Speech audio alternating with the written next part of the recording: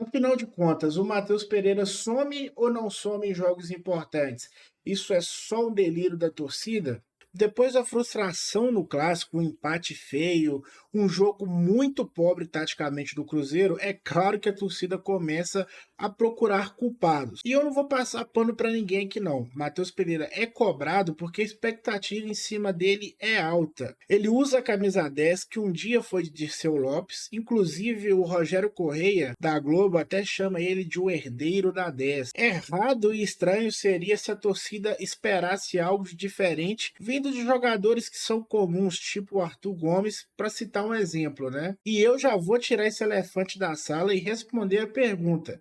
Sim, ele tem deixado a desejar em jogos importantes, mas a culpa não é dele. Disse que não ia passar pano e não vou. Porém, é importante ressaltar que até o jogo contra o Bragantino, o Cruzeiro tinha um time limitado e muito dependente do Matheus. E mesmo assim ele conseguia entregar participações em gols, tipo no primeiro clássico do ano, quando ele dá um passe para o João Pedro, na final também, quando ele dá um passe para o Matheus Vital, marcou contra o Corinthians, marcou contra o Flamengo, deu duas assistências contra o Botafogo. Só que uma grande característica desses jogos que eu citei é que na maioria deles, tirando o jogo contra o Corinthians, o Cruzeiro era inferior tecnicamente ao adversário. Outro grande problema é que ele não deveria ser o jogador a decidir um jogo.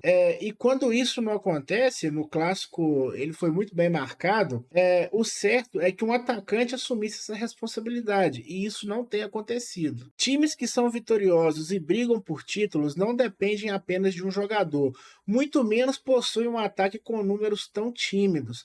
Basta usar o próprio Cruzeiro de exemplo. Em 2013, a gente tinha o Borges, que se destacou com um pouco mais de gols, mas vários outros atacantes e meias terminaram a temporada com mais de 10 gols. Em 2014, Marcelo Moreno e Goulart sozinhos somaram para 48 gols na temporada, e vários outros fizeram 10 gols, ficaram ali perto da casa dos 10 gols, mesmo não sendo atacantes. Infelizmente, o Matheus Pereira atua numa faixa do campo em que ele depende de outros companheiros para ser decisivo.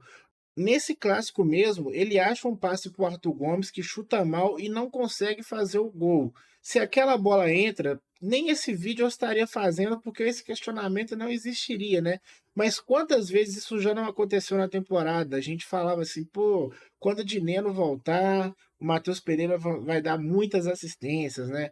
A gente sempre acha que a esperança está no banco de reservas. Em vários momentos ele acaba tirando o coelho da cartola, mesmo quando ele não joga bem devido à marcação ou por estar em um dia ruim. Eu entendo a frustração da torcida, afinal, ele é o grande jogador desse time, mas precisamos entender que ainda somos um time e um elenco em formação.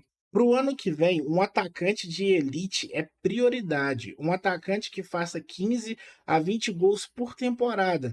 Jogador esforçado e operário a gente tem bastante. Mas quando o Matheus Pereira coloca um atacante na frente do gol, igual foi no clássico, ele tem que marcar. No sábado, foi no final da partida, fatalmente garantiria o resultado. Mas é importante que gols como esse saiam antes também, pois o adversário vai precisar sair para buscar o resultado, se expor mais, e com isso a gente acaba tendo mais espaço para impor o nosso estilo de jogo. A minha conclusão é que sim, dá para melhorar o desempenho em jogos mais importantes, mesmo que ele esteja bem marcado, mesmo que ele esteja em dia ruim, porque ele é o cara diferente, ele é um craque, ele tem capacidade para isso, mas não dá para contar com isso sempre.